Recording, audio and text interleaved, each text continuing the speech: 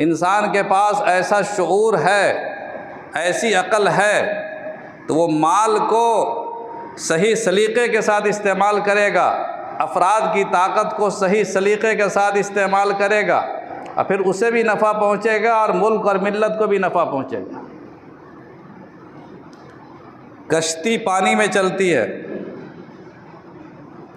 दरिया के सफ़र के लिए कश्ती भी ज़रूरी है और पानी भी ज़रूरी है, लेकिन ये पानी और कश्ती का मेल और पानी और कश्ती की मैचिंग कैसी होनी चाहिए? पानी नीचे में हो और कश्ती ऊपर हो तो कश्ती चलती है, लेकिन अगर उसी पानी को आप कश्ती के अंदर डाल दीजिए और कश्ती को पानी से भर दीजिए तो कहिएगा पानी तो अभी भी मौजूद है और कश्ती भी मौजूद है, मगर कश्ती चलेगी? डूब जाएगी।